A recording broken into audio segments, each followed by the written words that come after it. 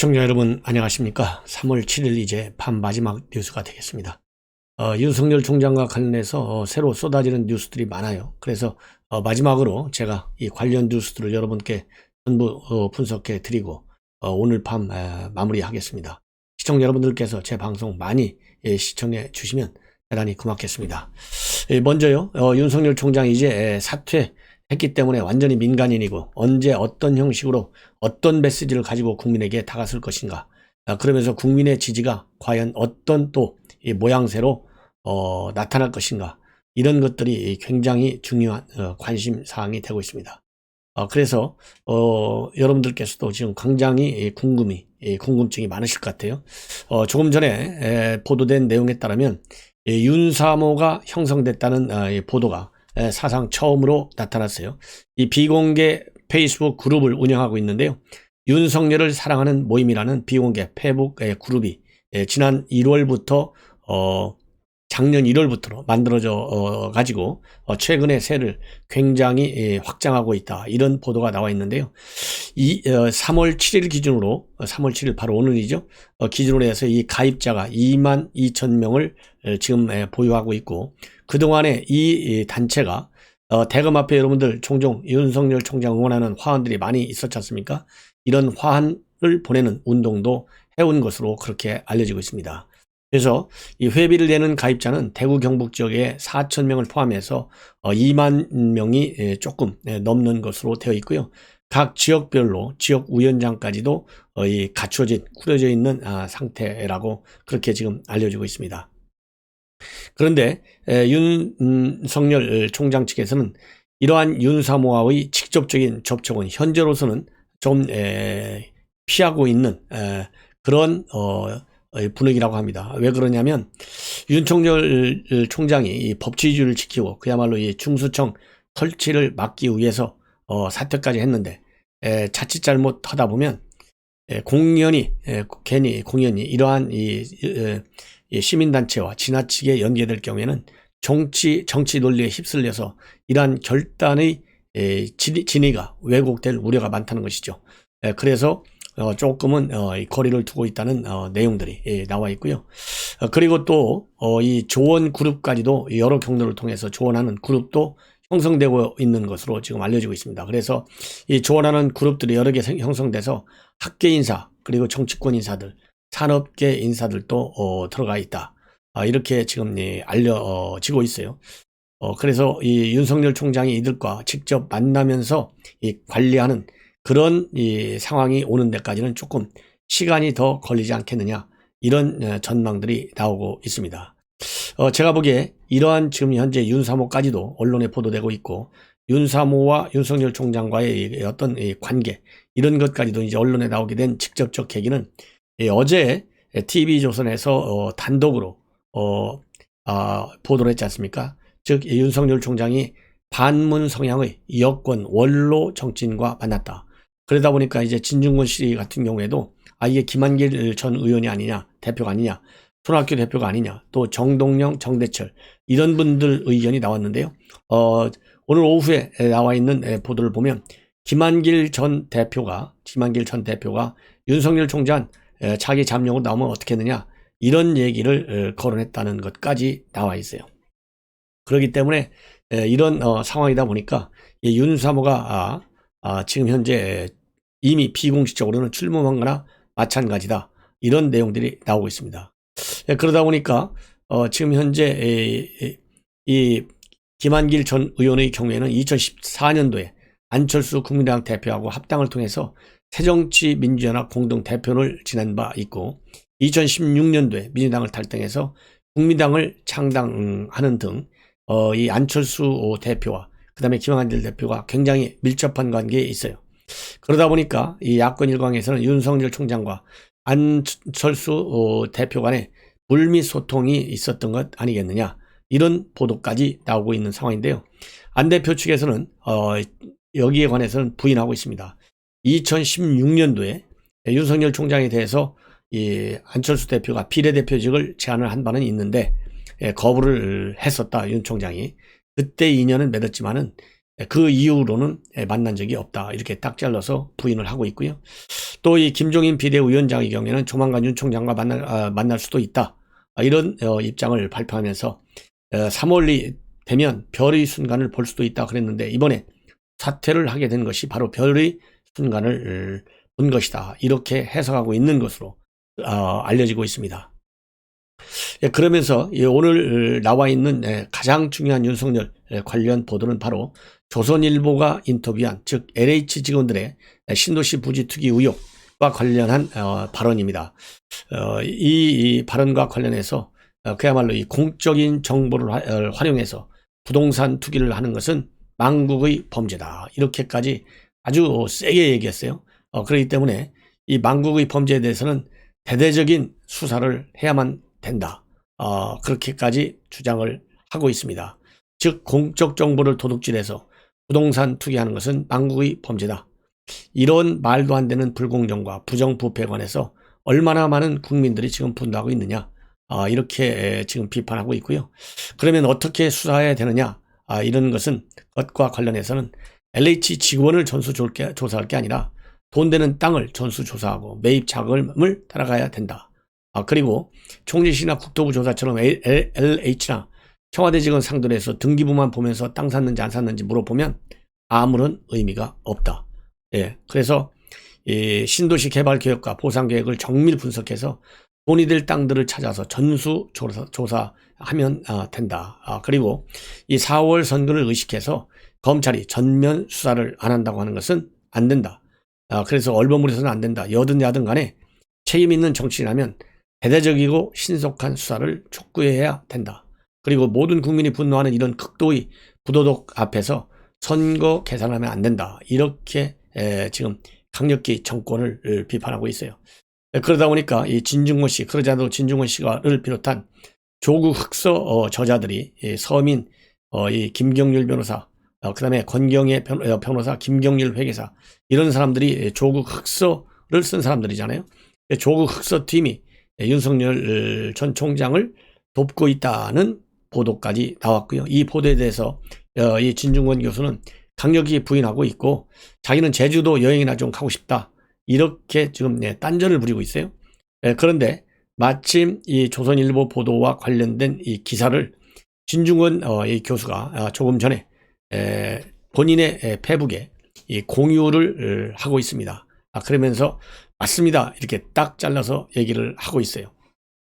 이걸 보면 의도했던 의도하지 않았던 간에 이러한 이 SNS 활동을 통해서 윤석열 총장을 사실상 돕고 있는 것이 아니냐라는 평가를 할 수 있을 것 같습니다. 그래서 진중권 씨가 최근 들어서 자기는 정치 현안에 관한 논평을 자제하겠다 이렇게 발표했잖아요. 근데 하필이면 우연인지 아니면 기획인지 아니면 뭐 다른 또 제3의 의도가 있는지 잘 모르겠지만은 왜 정치 현안에 대해서 논평을 하지 않겠다라고 했다가 이렇게 윤석열 총장이 사퇴를 하고 나니까 바로 진중권 교수가 그동안에 도와주고 있었다. 그리고 또 지금 조금 전에는 페북에다가 윤석열 총장이 LH 사건과 관련한 강력한 수사를 촉구한 내용을 공유하면서 맞습니다. 이렇게 딱 한마디 중요한 메시지를 남겼느냐. 이걸 보면 이심전심으로 충분히 도울 수 있는 정황이 두 사람 사이에 지금 펼쳐지고 있는 것이 아니냐. 이런 해석을 할 수 있고요. 어차피 진중권 교수는 진보 인사이면서도 진보 정치 특히 문재인 대통령과 그다음에 여당 이 강성 지지층의 잘못된 문제점을 이 촌철 살인 논평을 통해서 그동안 쭉 비판해 왔는데요. 당연히 야권의 서울시장 후보 또 야권의 대선 후보를 도와주는 것이 이 친문 세력에 의한 그야말로 이 선택적 정의 이런 것들을 없애버리는데 크게 기여할 것이다 라는 생각이 듭니다. 자, 그래서 이제 사실상 윤석열 총장의 정치권 진입은 기정사실화 되어 있어요. 이 언론마다 이 성공할 것이냐 성공하지 않을 것이냐 많은 지금 평가와 전망들이 이어지고 있는데요. 조선일보에서 보도한 유석열 기자가 보도한 내용을 보면 세 가지 핵심 변수를 제기하고 있어요. 그중에 맨 먼저 큰 것이 뭐냐면 서울시장 보궐선거 결과가 어떻게 될 것이냐고, 두 번째로는 선거 후에 윤석열 총장의 지지율에 어떤 변화가 나타날 것이냐, 세 번째로는 지지 세력의 결집 방식이 어떤 방식을 통해서 이루어질 것이냐, 이 세 가지가 핵심적인 변수라는 그런 전망을 하고 있습니다. 그래서 이 서울시장 선거에서 이 박영선 후보가 만약에 이길 경우에는 야권의 구심점, 지금 기존 정당인 국민의힘과 국민의당이잖아요. 이 야권의 구심력은 이 존재의 의미는 사실상 없어졌잖아요. 선거에서 패했으니까. 그렇기 때문에 야권의 구심력은 이제 대안이 없는 상태에서 윤석열 총장 쪽으로 급격하게 쏠릴 수밖에 없을 것이다. 이렇게 지금 전망을 하면서도요. 그런데 문제는 오세훈 후보가 이길 경우에는 윤석열 총장이 아무리 어렵다 한다 하더라도 이 단일화에서 국민의힘 오세훈 후보와 안철수 후보의 단일화가 성공했는데도 야권이 진다면 앞에 말씀드린 대로 이러한 야권을 가지고서는 차기 대선 칠 수 없다. 이런 기류가 급속도로 확산될 것이고, 만약에 야권 단일 후보가 승리한다면 반대로 누가 단일 후보가 되느냐에 따라서 시나리오가 달라질 수 있다 이거예요. 그래서 안철수 후보가 단일 후보로 결정될 경우에는 국민의힘 영향력이 급속히 약화돼서 안 후보와 윤 총장이 포진하고 있는 제3지대가 야권 재편의 핵으로 떠올 가능성이 크다는 것이죠. 경우에 따라서는 안 후보와 그리고 윤 총장 간의 연대 가능성도 배제할 수 없다는 전망이 나오고 있습니다. 반면에 오세훈 후보가 단일화와 본선까지 거머쥔다면 윤석열 총장도 결국은, 왜냐하면 오세훈 후보가 국민의힘 소속이잖아요. 그렇기 때문에 국민의힘 입당 권유를 뿌리치기가 굉장히 힘들 것이다. 이런 전망이 나오고 있습니다. 두 번째 변수인 한 달 후에 지지율이 과연 어떻게 될 것이냐도 중요한 변수가 됩니다. 왜냐하면 그동안에 윤석열 총장이 높은 지지율을 형성한 것은 추미애가 때려줬기 때문에 높은 지지율을 지켜왔어요. 그래서 작년에 최고 25% 안팎까지 최고점을 찍은 바 있습니다. 그런데 추미애가 때리지 않으니까 이 지지율이 푹 빠졌어요. 10%대 이하로 떨어지기까지 했습니다. 그러다 보니까 지금 여당에서는 윤석열 총장 키워줄 필요가 없다. 이런 생각하에 별로 공세를 많이 안 하는 그런 분위기입니다. 그렇기 때문에도 윤석열 총장이 당분간 강연이나 학술을 통해서 대중과 직접 소통하면서 이 지지 세력을 키워 나갈 것이다는 그런 평가와 전망이 있고요. 이렇게 학술 강연 활동, 이런 얘기를 통해서, 그런 걸 통해서 검찰 개혁의 부당함, 그리고 현 집권 세력의 문제점, 이런 것은 아직도 우리 국민들의 큰 관심사항이기 때문에 정치 활동을 본격화할 때까지 이러한 문제점을 계속적으로 부각시키면서 본인의 입장을 강력히 우리 국민들에게 호소를 해서 지지의 동력을 깨트리지 않는 그런 계산을 하고 있을 가능성이 큽니다. 자, 다음으로는 조금 전에도 제가 말씀드린 대로 윤3호까지 이제 형성됐는데요. 이 과연 어떤 모양으로 어떤 사람들을 핵심적인 지지 그룹과 참모 그룹으로 운영할 것이냐 하는 것도 지금 굉장히 큰 변수가 되고 있다. 그래서 현재로서는 국민의힘 측에서는요, 정진석 의원, 그 다음에 또 야권으로서는 금태섭 전 의원, 이런 사람들이 윤 총장과 손을 잡을 수 있다는 관측이 나오고 있습니다. 그리고 또 이 지지율이 거품이 되지 않으려면 실질적인 정치 활동으로 지지 기반을 만들어야만 된다. 그래서 코어 그룹, 즉 핵심 참모진을 국민들이 믿을 수 있도록 구성하는 것이 하나의 관건이다. 이런 지금 평가들도 나오고 있습니다. 자, 그래서 이제는 윤3호도 나왔고요. 그 다음에 이제 변수까지도 여러분들께서 이해하실 수 있도록 풀이를 해드린 바 있습니다. 근데 지금 조선일보가 단독으로 조금 전에 보도한 내용을 짚어보면요, 이 변창흠 이 사람이 굉장히 문제가 많은 것 같아요. 이런 사람을 뭐 장관이라고 할 필요도 없죠.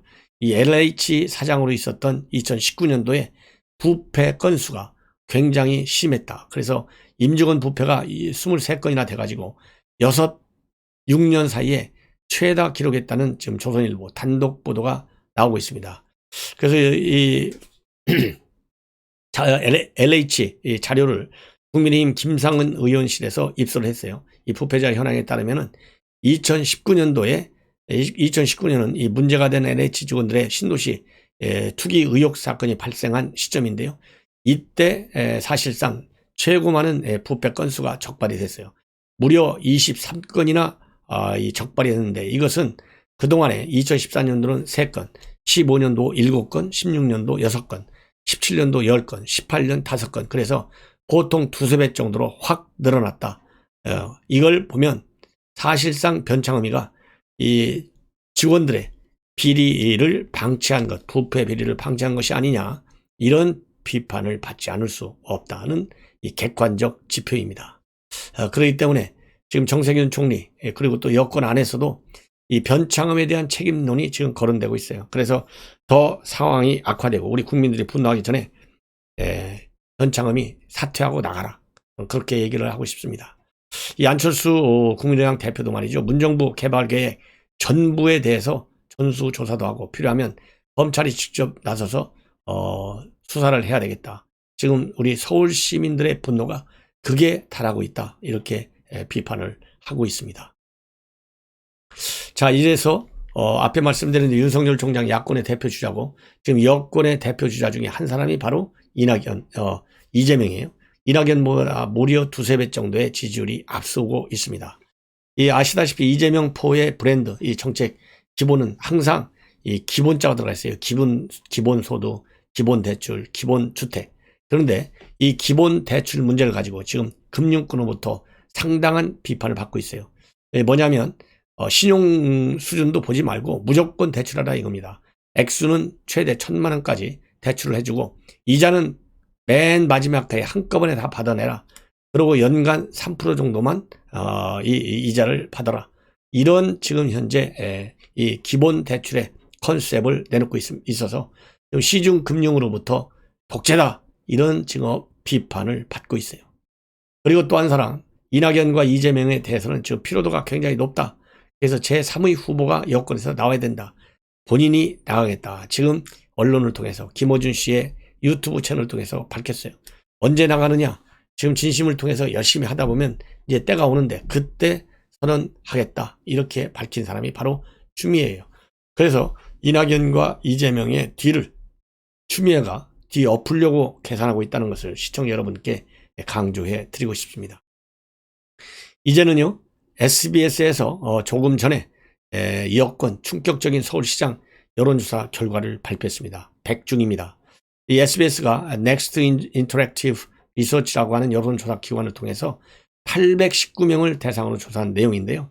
이 안철수, 그 다음에 오세훈, 누가 단일화가 될지 현재는 지금 모르는 상황 아니겠습니까? 그런데 안철수 대표가 야권이 단일 후보로 나서는 경우에는 박영선을 0.3%포인트 차로 이기는 것으로 39.4 대 39.1. 근데 사실 이걸 이긴다고 볼 수 없어요. 이기고 질지 이거 0.3% 갖고 어떻게 하겠습니까? 오늘아 표본이 1000명도 아니고 819명밖에 안 되는데. 자, 그리고요, 오세훈 후보로 단일화될 경우에는 박영선 38.3, 오세훈 36.6. 이것도 오차 범위 됩니다. 이것도 사실상 의미가 없어요. 이 얘기는 결국 뚜껑을 열어봐야 안다, 이렇게 밖에는 결론을 내릴 수밖에 없다. 그리고 지금 현재 이 단일화 논의 이제 본격적으로 이번 주부터 시작될 수밖에 없는데요. 이 안철수 후보, 그 다음에 오세훈 후보, 서로 이 계산이 상당히 달라요. 그러다 보니까 이 안철수 후보는 본인이 지금까지 조금 우세한 여론을 타고 있기 때문에 빠를수록 바람직하다. 그래서 굉장히 서두르는 모습이고요. 그리고 오세훈은 아니다, 서둘러서 결론을 낼 일이 아니다. 그래서 여유 있게 지금 현재 단일화 문제를 다뤄 나가고자 하는 그런 의도를 가지고 있다고 합니다. 그리고 이 중요한 것은 또 하나, 이번에 윤석열 총장이 이제 사퇴를 했는데 이 총장 사퇴가 후보 결정하는데 어느 정도 영향이 있느냐, 이걸 물어보니까 이것도 아주 100중입니다. 영향이 있다가 47.6, 영향이 없다가 47.7이에요. 그리고 이 당 지지율을 보면 민주당이 25.1, 국민의힘이 22.5, 그리고 국민의당이 5.9로 되어 있어요. 그렇기 때문에 이번 서울시장 선거와 관련해서는 굉장한 그야말로 이 대결 구도로 될 수밖에 없고요. 조직력도 조직력이지만 무당층과 중도층이 얼마만큼 많이 투표를 할 것이냐가 상당히 중요한 저는 변수라고 생각합니다. 왜냐하면은 여러분들 잘 아시다시피 조직력 면에서는 야당이 현 여당을 따라올 수가 없어요. 왜냐하면 서울시내 전 구청장 중에 하나 빼놓고는 전부 24명이 여당 구청장이잖아요.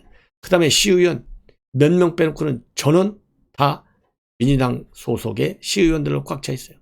구의원들도 상당히 민주당에 유리하게 되어 있습니다. 그래서 조직력 싸움에서는 야당이 질 수밖에 없다. 예. 그렇다고 본다면 뭐 시의원, 구의원, 구청장 이것은 정당 소속이잖아요. 그렇기 때문에 이 특정 정당과 세력을 별로 탐탁치 않게 여기는 이 중도 성향의 시민들 표가 그야말로 이 당락을 결정짓는 결정적 표가 될 것이다는 전망이 더 힘을 받고 있다는 말씀을 드립니다. 시청자 여러분, 이렇게 해서 지금 현재 서울시장 선거, 부산시장의 선거에는 국민의힘이 압도적으로 앞서고 있고 그 추세에 지금 변화가 없어요. 그런데 서울시장 후보의 경우에는 박영선과 오세훈, 그 다음에 안철수 이 3자 간의 아주 팽팽한 접전이 지금 벌어지고 있다는 말씀을 드리면서 우리 시청자 여러분들께서는 야권의 후보가 당선되는데 기여할 수 있도록 많은 노력을 해주시면 대단히 고맙겠습니다. 시청자 여러분, 이것으로 제 밤 방송을 마치고요. 내일 아침에 또 찾아뵙도록 하겠습니다. 편안히 주무십시오.